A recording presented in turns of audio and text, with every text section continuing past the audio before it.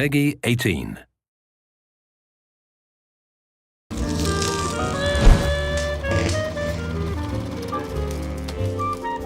In Fallout, and then in Fallout New Vegas in particular, we really wanted to have sort of a lot of groups that people could interact with. Factions are really important to us. We didn't want to make it something where it was black and white, where you have a small group of good people against a small group of bad people. It's this very complex mixture of these different people and these different factions. The player has a lot of control over what he gets to do in the New Vegas area. He gets to influence what happens to an entire region, and in order to have that kind of influence, he needs to side with one of the factions and sort of decide where he tips the balance.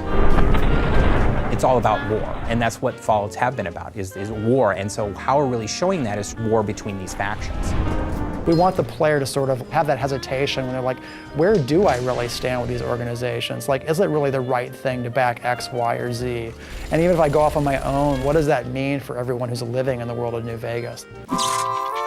We have three primary factions, one of which is the New California Republic. Which is this big, sprawling government that's gotten too big for its own good. It's so big, it can't control its own territories, it can't police its own laws, it certainly can't protect its own citizens.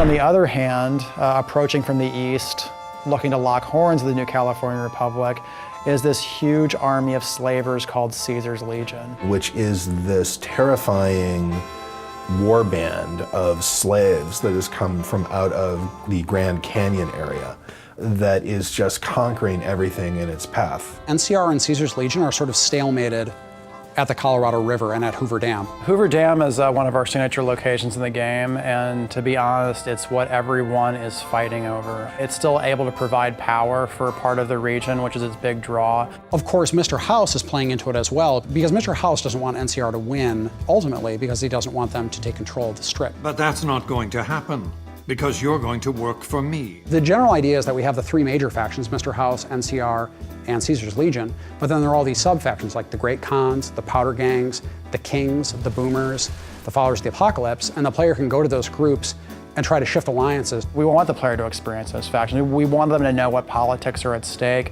and what ideologies these organizations represent. So when they choose what factions they want to work with, it's based on something more than just a gut, they're good, they're evil reaction. So if you support Caesar, or if you support NCR, or if you help the Great Khans or the Kings, it's going to make a big difference.